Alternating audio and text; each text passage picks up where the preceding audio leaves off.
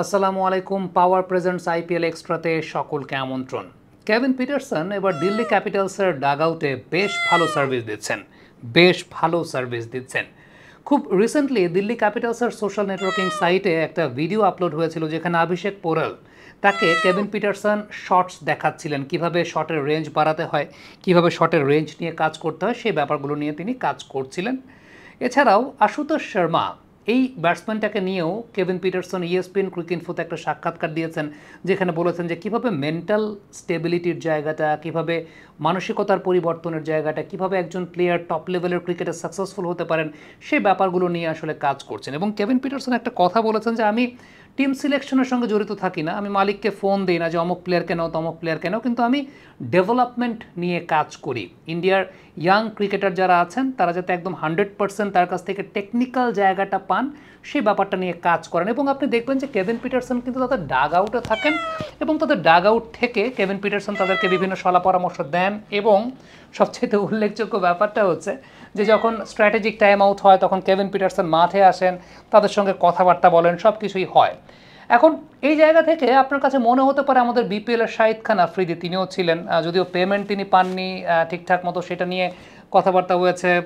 সব কিছু মিলে যে নন প্রফেশনাল জায়গাটা, ইভেন একজন মেন্টরকে আপনি আসলে কোন রোলে ব্যবহার করবেন, মেন্টরকে কিভাবে ব্যবহার করবেন, আমাদের বিপিএলে আমরা কি সেই কালচারটা এখন রাখতে পারি কিনা, বা সেই কালচারটা আমাদের এখন আছে কিনা। আমার মনে আছে একটা সময় ব্রায়ান চার্লস লারা চিটাগাং ফ্র্যাঞ্চাইজির টিমের মেন্টর হিসেবে ছিলেন খুব সম্ভবত।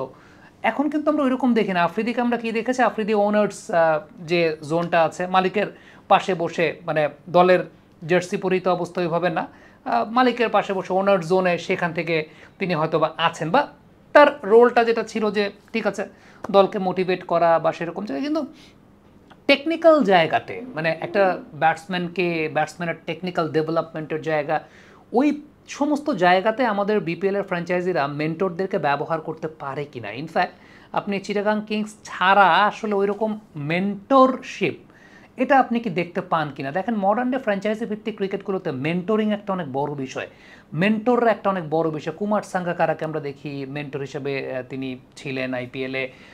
কেভিন পিটারসনকে এই বছর আমরা দেখছি, সচিন টেন্ডুলকার থাকেন, আমরা কাইরন পোলার্ড কিংবা ডোয়াইন ব্র্যাভোদের মতো প্লেয়ারদেরকে দেখেছি যে মেন্টর কিংবা এই রোলগুলোতে তারা থাকেন। এখন এই যে মেন্টরিং একটা অনেক বড় রোলে গিয়ে দাঁড়িয়েছে, বিশেষ করে ইয়াং ক্রিকেটার্স যারা, একটা যে দেশে ফ্র্যাঞ্চাইজি ভিত্তিক ক্রিকেট লিগ হচ্ছে সে দেশের ইয়াং ক্রিকেটার্সদেরকে এই সাইকোলজিক্যাল জায়গা থেকে মোটিভেট করা, টেকনিক্যাল জায়গা থেকে তাদেরকে আরও শার্প করে গড়ে তোলা, এই বিষয়গুলো কিন্তু যারা মেন্টর আছেন তারা সেই কাজগুলো করেন। প্রবলেমের জায়গা হচ্ছে আমাদের বিপিএল প্লেয়াররাই ঠিকমতো পেমেন্ট পায় না। সো সেই জায়গাটাতে আই এম নট শিওর যে আসলে এই মেন্টরিংয়ের জায়গাটার মতো লাক্সারি আমরা ওইভাবে চিন্তা করতে পারি কি না। ইনফ্যাক্ট আমার কাছে মনে হয় যে বিপিএলে যে ফিক্সিং রিলেটেড এত ইস্যু সামনে চলে আসে, বা ফিক্সিং রিলেটেড এত যাচ্ছে তাই অবস্থা চলে আসে, মানে অন্যান্য দেশের ফ্র্যাঞ্চাইজি লিগের চাইতে বিপিএল এর ফিক্সিং ইস্যুটা অনেক বেশি মাত্র এক্সপোজড। আমরা পাওয়ার জেনারেশন,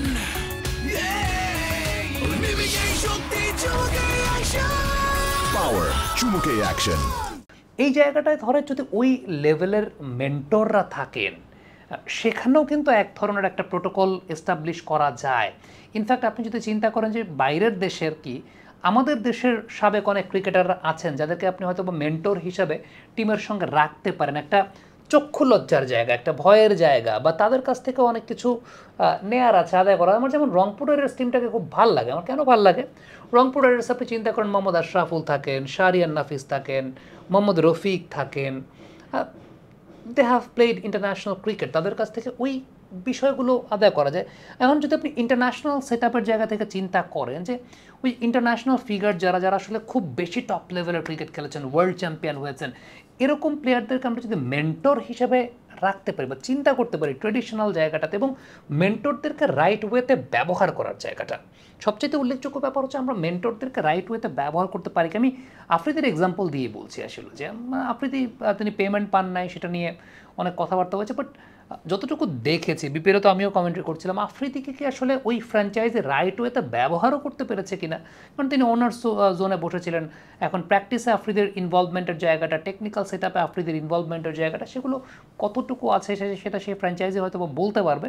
বাট আমার কাছে মনে হয়েছে যে আরও ভ্যাস্ট পরিসরে হয়তো ইন্টারন্যাশনাল স্টারদেরকে ওইভাবে ব্যবহার করা, যেটা আমরা আইপিএলে দেখি, আপনি সিপিএলের কথা বলেন, আপনি অন্যান্য ফ্র্যাঞ্চাইজি লিগগুলোর কথা বলেন, যেখানে আপনি দেখবেন যে এই মেন্টরিংয়ের জায়গাটা, মানে along with coaching panel, mentorship এটা একটা অনেক বড় একটা ভাস্ট জায়গা জুড়ে আছে, এবং সেটার একটা আপনি যদি বলেন যে আউটকাম, একটা বড় আউটকাম কিন্তু পাওয়া যাচ্ছে। সেটা কেভিন পিটারসনের কথা দিয়ে আমি এক্সাম্পলটা দিলাম, যে কেভিন পিটারসন তিনি দিল্লির ইয়াং প্লেয়ার যারা তাদের নিয়ে কাজ করছেন ডেভেলপমেন্টে। হয়তো বা দিল্লি ক্যাপিটালস রেসে নাই, হয়তো বা দিল্লি ক্যাপিটালস ওইভাবে রেসে থাকতে পারবে না, বাট দিন শেষে কেভিন পিটারসন ইএসপিএন ক্রিকইনফোকে একটা কথা বলেছেন যে এই যে ডেভেলপমেন্ট প্রসিডিউরটা নিয়ে যে আমরা কাজ করছি, সেই ডেভেলপমেন্ট প্রসিডিউরটা এটা আসলে খুব চমৎকার একটা বিষয়, এবং সেই ডেভেলপমেন্ট প্রসিডিউরটা নিয়েই তিনি কাজ করতে চান।